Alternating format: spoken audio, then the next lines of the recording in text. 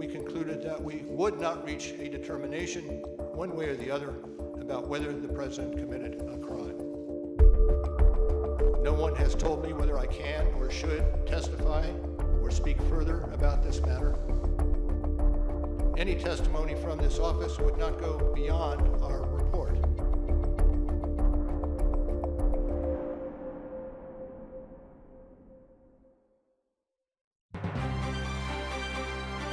From the Cronkite studios in downtown Phoenix, this is Cronkite News. Tonight, the Trump administration is proposing a new plan to slow down the spread of wildfires. So what do Arizona officials think about it? If people are out there wearing tight clothes that don't breathe well, they don't have that good air movement over their skin, they're not going to cool off. Plus, with the heat wave sweeping across the country, we take a look at what outdoor workers here in the Valley are doing to beat the heat. And overcoming obstacles, how a local teen discovered his true passions and followed his heart in hopes of leading a healthier life. Cronkite News starts now. There are a dozen wildfires burning across Arizona right now. Here are the three main blazes we're tracking tonight. First, the museum fire, burning in the mountains north of Flagstaff, reached more than 1,000 acres after lighting up San Francisco peaks last night. It's believed to be human-caused.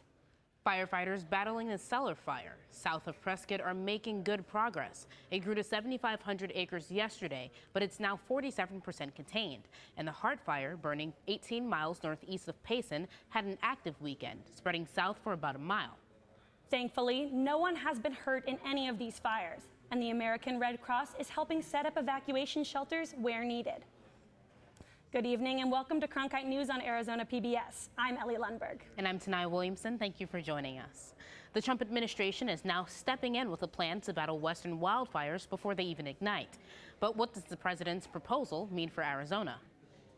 Cronkite News reporter Gabriella Collage spoke with local experts and environmentalists to see what they think about it and what's already being done in our state to combat the fires. Gabriella?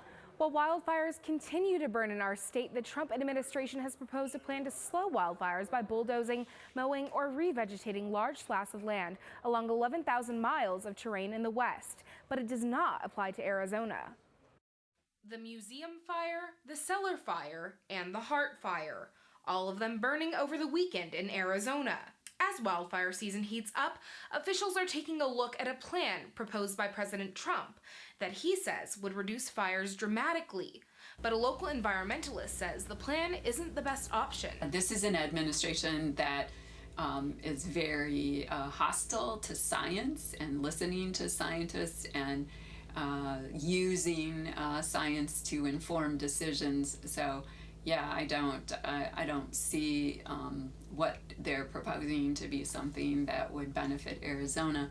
Instead, Barr says community protection, better development planning, and additional funds for restoration would make a real difference. For now, local fire officials say they can only focus on doing what they can right now to battle the ongoing blazes. In the meantime, the forest has been doing prescribed burning and thinning as part of managing the forest to make it healthier. In December, I signed a historic executive order promoting much more active forest management to prevent catastrophic wildfires like those that recently devastated California and Oregon. The president's proposed plan would create strips of land known as fuel breaks on about 1,000 square miles of land managed by the U.S. Bureau of Land Management in an area known as the Great Basin and parts of Idaho, Oregon, Washington, California, Nevada, and Utah. The estimated cost would be about $55 million to $192 million. Some of the fuel breaks would completely clear lands, others would mow down vegetation, and a third method would replant the area with more fire-resistant vegetation. Now, officials of the Bureau of Land Management say the president's proposal is out for public comment and pending environmental review. And if approved, some of the land could be cleared as soon as next year, while other projects could take several years. In the Broadcast Center, Gabriella Collage, Cronkite News. Right now, a deadly heat wave is impacting more than 2/3 of the U.S. It reached its peak this weekend, with nearly 200 million people sweating it out from New Mexico to New England. And today, many cities remain under heat warnings and advisories as they brace for some of the hottest air of the season. Officials are urging people to take the warnings seriously, stay indoors, and stay hydrated. Experts say heat waves are happening more often than ever before. A new report from the Red Cross Crescent Climate Center says 17 of the 18 warmest years have happened since 2001. Wet through the Arizona summer, we can't forget those who work outside. Currently, there is no federal heat standard to provide high-risk employees, such as farm, construction, and warehouse workers, with protections from dangerous heat conditions. With this in mind, we wanted to know what some of these workers do to stay safe under the Arizona sun.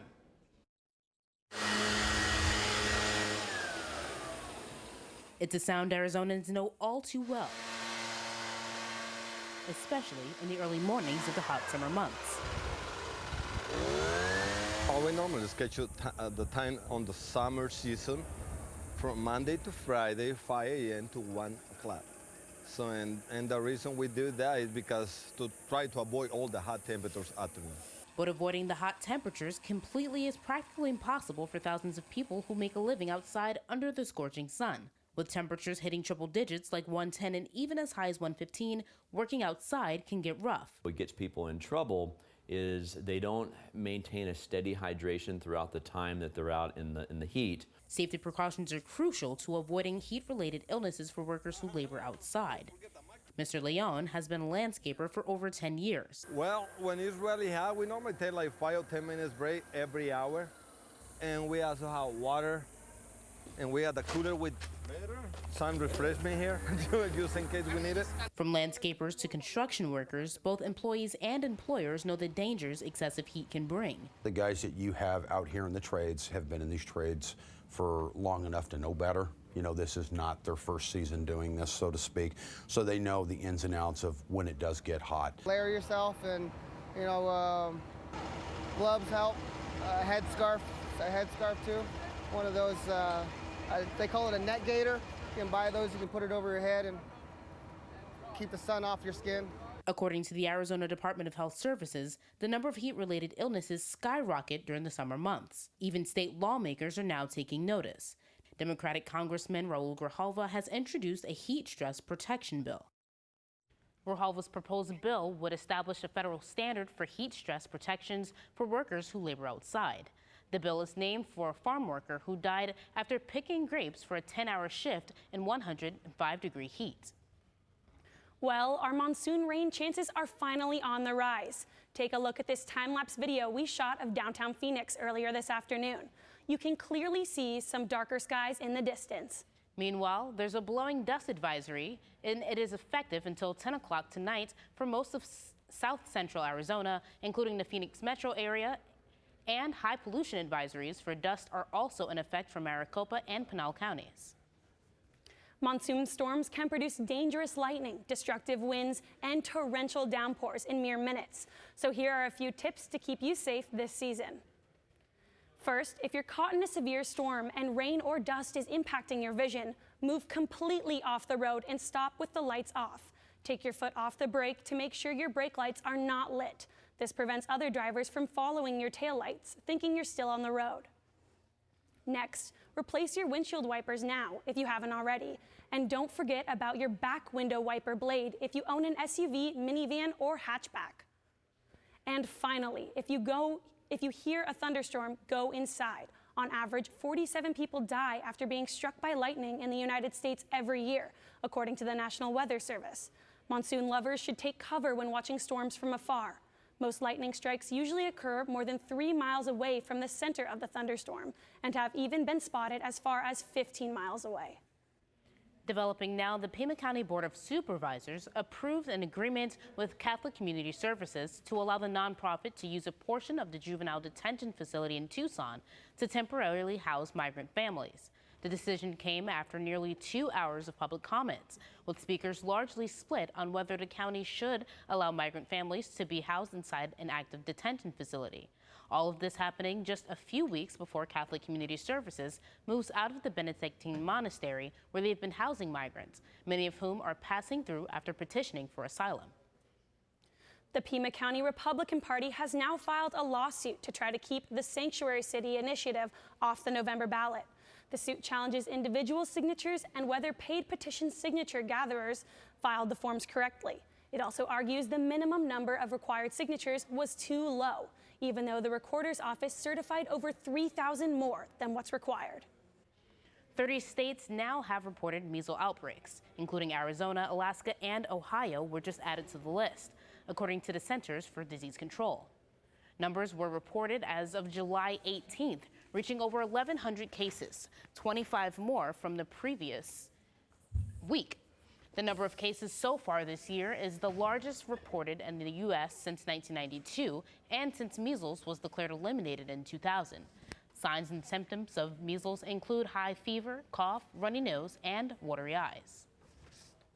Despite a developmental disorder, an Arizona teen is inspiring others by staying active. The 14-year-old says he found passions in rock climbing and surfing, both sports that he describes as feeling like he's on top of the world.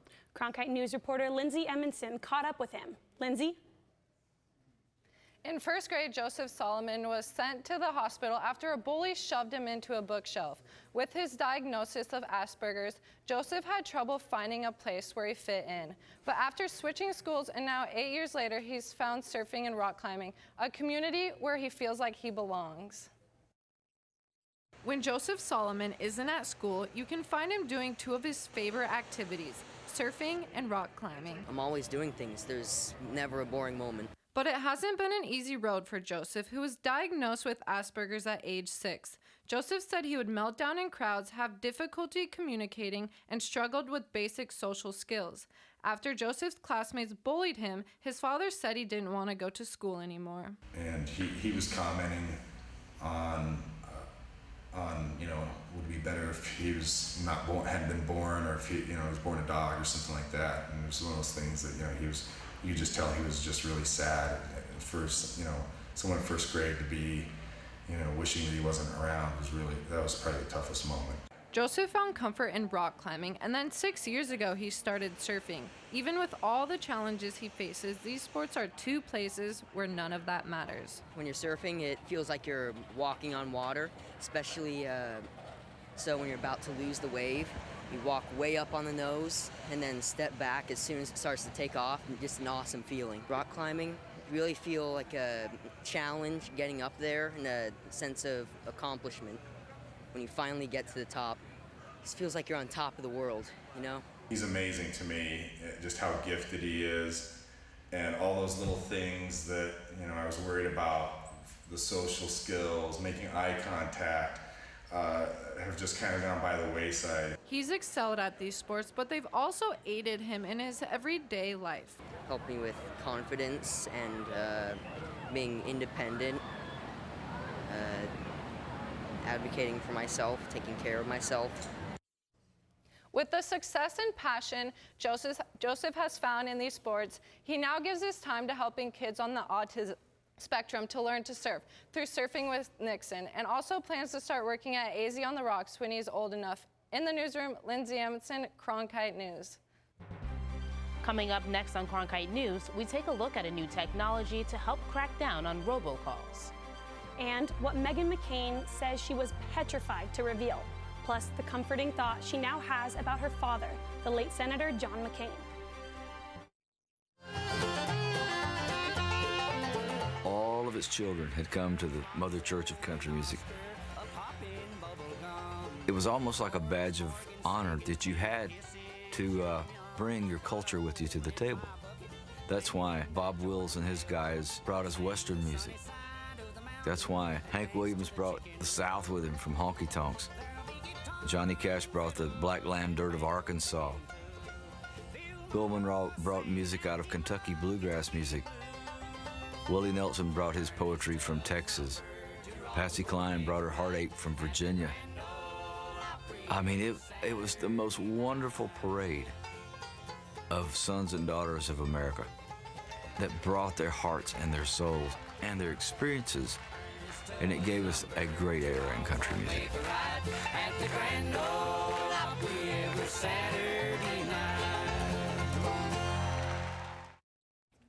Across the U.S., robocalls have been steadily on the rise. That's prompted the Federal Communications Commission to start a new anti-robocalling initiative. Arizonans reported the third most robocall complaints in the country in 2018. That's according to the pro-consumer website Comparitech. Thankfully, new technology out this year is helping crack down on these unwanted calls. The technology allows cell companies to identify spoof numbers. T-Mobile was the first to implement the robocall blocking technology in January. They say this month alone, they blocked 3.5 billion scam calls, and they flagged 15 billion scam-like calls since March of 2017. Verizon and AT&T are working on providing this technology too, at no added cost to customers. Until then, experts suggest ignoring all unknown calls. If it's a reputable source, they will leave a message. And if you do answer, don't push any numbers when prompted. The minute that you click a button on your phone, the minute that you answer with your name, they have that information. They know that you're someone who is more than likely going to answer the phone the next time they or someone that they're associated with is calling. Although this new technology is out, experts say scammers will evolve and find ways around it. Two big stories we're following in the national news today. First, hundreds of thousands of protesters in Puerto Rico hit the streets today, demanding Governor Ricardo Rosselló resign. The protests are fueled by the leak of offensive private chat messages between the governor and members of his inner circle. Those chats included homophobic and misogynistic messages.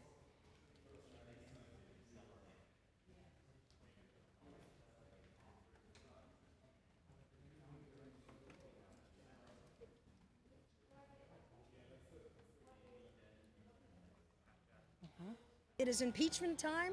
He's obstinate. His mental health isn't there. He doesn't want to resign. It's impeachment time. Rosselló says he's not seeking re-election, but he's also not stepping down. And the nation paid its respects to retired Supreme Court Justice John Paul Stevens today. The late justice lied in repose in the Great Hall of the U.S. Supreme Court. Tomorrow, Stevens will be laid to rest at Arlington National Cemetery. He served on the High Court for 35 years until he retired in 2010. Meghan McCain, the daughter of the late Arizona Senator John McCain, opened up about suffering a horrendous miscarriage. The 34-year-old View co-host shared the story in a New York Times op-ed. She then took to Instagram Saturday to give thanks for the positive reactions to her reveal. At first, McCain wanted to keep the tragedy private, but then decided to share it to help eliminate the stigma surrounding miscarriages and let other women know they are not alone. The star, who was expecting a girl, concluded her op-ed with a sweet message about her dad, saying she pictures her father in the hereafter holding his granddaughter in his hands. Up next, the dangers of hot playgrounds during Arizona summers and what's being done to keep kids safe. I'm Judy Woodruff, anchor and managing editor of the PBS NewsHour. The journalists of tomorrow face a fast-changing media landscape, but quality news remains vitally important to our communities, our country, and our world. At ASU's Walter Cronkite School of Journalism and Mass Communication, students learn solid, reliable reporting, holding the powerful accountable, and rebuilding the public's trust. The Cronkite School and Arizona PBS, preparing the next generation for a stronger future of journalism. One of the favorite places for many children to have fun is at a playground. But in Phoenix, during the summer heat, playgrounds can turn into a very dangerous place. Researchers at ASU conducted a study to analyze kids' behavior and possible health-related issues when playing in the sun, and also how microclimates influence them. Take a look. You have to water it when the soil gets dry. The benefit of going to a playground is so great. It's just hot. It's really hot in Phoenix. Temperatures can get up to over 120 degrees. When we think about today's modern playground, we think about colors and shiny bars and rubber and plastic, and a lot of these surfaces get very hot, especially if they're not shaded. We followed Jennifer Vanas to this playground near San Diego to see how she studies kids at play on a sunny summer day. She uses wearable sensors on their wrists and waists to track the kids' activity and how much sun they're getting. Jackson. Vanass is also monitoring the playground's microclimate. A very important piece of this type of research is the fact that we're studying humans within this space at the same time that we're measuring the microclimate. And then the kids put on GPS devices, heart rate monitors, and UV dosimeters. And they just play freely, and we're able to monitor their UV radiation exposure, exactly where they're playing, and their heart rate, and see where are they getting the most physical activity, where are they getting the least physical activity, and how does the park design influence their ability to get physical activity. At the time she was doing this field work, Vanass was part of a team of researchers at the University of California at San Diego. She is now at the School of Sustainability at Arizona State University. One of the main findings we found thus far with our study is that the children preferentially will spend their time under the shade of a tree. The problem is that the shade of the tree doesn't cover a very large space, so their playtime in the shade is not very active. When they get into the sun, they're much more active. However, they spend much less time in the sun. But what we see in our modern playgrounds is that there's very little shade, especially natural shade in trees. This is an important piece of information for people who are designing playgrounds. If you think about urban planners, urban designers. During the average Phoenix summer, kids face 100 days or more of 100 degrees or more. So play and shade have to go together. And the city of Phoenix is trying to get to 25% canopy cover, and public parks and even private parks and playgrounds is a good way to start trying to get to that goal. In hot places like Phoenix, designing playgrounds more consciously is extremely important. It could not only prevent overheating, radiation exposure, or burns, but it also helps children get the physical activity they need in a safe place. Even though we're in the heat of the summer, the Phoenix Zoo is preparing for Christmas. They already started setting up zoo lights. Check out this video they posted on their Facebook page earlier this morning. It takes over 3 months to fully install the millions of LED lights used in the show. But with all the crews working outside, the heat and possible storms could cause some problems, at least the rest of this week. Emmy Keenan is joining us now with more on that. Emmy? Thanks, guys. So right now we're currently sitting at 100 degrees here in Phoenix. We're going to see some scattered digits across the board. Lowest you're going to find is in Show Low, 73 degrees. So that's going to be pretty breezy, and it seems that dreams do come true. We're seeing rain here in the valley finally for monsoon season. Just after 6 o'clock tonight, it's going to drop to 101 degrees. That's going to rain through the night. Early tomorrow morning, 8 a.m., it's still going to be cloudy at 91. Now we are on a high pollution advisory. Now that is because of these microburst winds, because the damaging dust storms, because this monsoon season is coming. Now beware, that 91 is going to climb all the way to 103 by 4. We're going to see those clouds throughout the day. For the rest of your 7-week forecast, we're seeing clouds through Wednesday, partly cloudy skies on Thursday, and then they're going to be gone by Friday and Saturday. The high for this week is going to be 113, sunny skies with low of 90 on Saturday. We're seeing sunny skies from here on out. Live from the Weather Center, I'm Emmy Keenan. Up next, Phoenix Rising held their signature dollar beer night on Friday. Find out about the night's record-breaking attendance and what it means for the team after the break.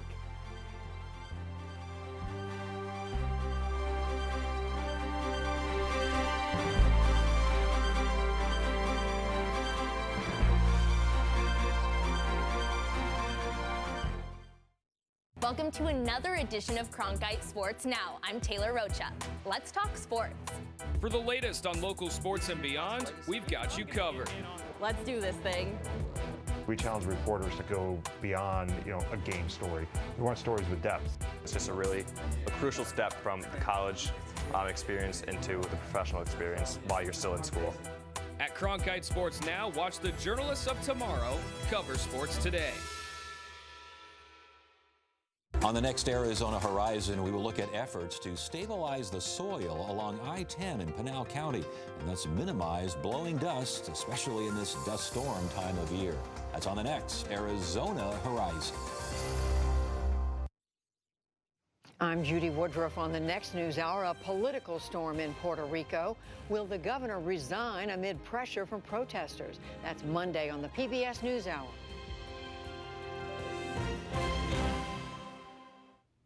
More than 3/4 of Americans 21 and older have an alcoholic drink when they go to a soccer game. That's according to a 2016 Harris poll. For the Phoenix Rising, on the Friday nights when their fans come out for soccer and cheap beer, the team is unbeatable. Emmy Keenan was out at Rising's most recent dollar beer night to try to find out more about the team's not-so-secret victory ingredient. In the 3-year history of Phoenix Rising, the team has never lost on dollar beer night. Somehow, they found a way to tap into success of this fan promotion to brew an incredible win streak. Phoenix Rising dollar beer nights mean big business for beer vendor Jim Goot. Last time I sold 950. This time I think we'll sell over 1,000. They also mean big success for Phoenix Rising after Friday night's 6-0 victory over Austin Bold. Rising is 12-0 all-time when beer is just $1. The team's signature promotion also brings in more fans. Friday set an attendance record with 7,387 people watching. Honestly, I come every dollar beer night, and I don't even really like soccer, to be honest. So dollar beer nights, I'll be here every time. With the limit being 4 beers per person each time they buy, there were people juggling Bud Light on top of Bud Light all night long. And it seems that a beer and some soccer does the job for these Rising fans, as Casino Arizona Field was sold out for its 13th consecutive game. People who like to have a good time, people who are out for a soccer game, and we always win, so that's awesome too. The 6 goals scored in Friday night's game set a record for most goals in a match for Rising, now leading the USL's Western Conference with 41 points. Phoenix Rising said they sold the most Bud Lights in club history on Friday. When a fan on Twitter guessed the number of cans at 8,000, Phoenix Rising VP Sam Doer said that he couldn't share the exact number, but that the guess was, quote, way too low. In the broadcast center, Emmy Keenan, Cronkite News. That's it for Cronkite News tonight. Thanks for joining us. For top Arizona stories anytime, go to cronkitenews.azpbs.org.